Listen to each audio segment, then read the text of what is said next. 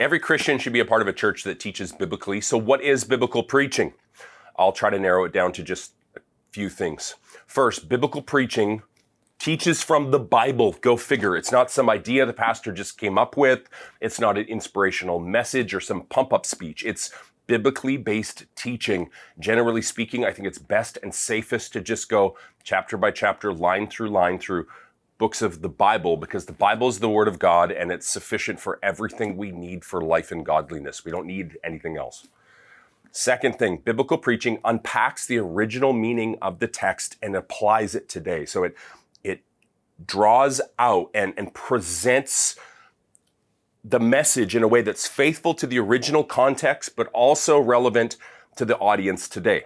Hebrews 4:12 says, the word of God is living and active, sharper than any double-edged sword, and pierces to the division of soul and spirit. And so when wielded correctly, it should be taught in a way that challenges and convicts the listener.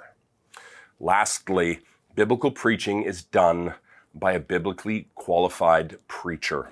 If you want to find out more of what the qualifications are, you can go check out 1 Timothy 3 and Titus 1, and you can see what it says, the qualifications of a biblically qualified pastor are there. But biblical preaching is preaching that unpacks the whole counsel of God, doesn't shy away from the hard texts, exalts Christ out of all of it, and is tethered to the historic doctrines of the church. This is what biblical preaching is, and it's absolutely essential. We don't need extra biblical revelations. We don't need fresh words. We don't need TED Talks. We need faithful teaching of God's living word.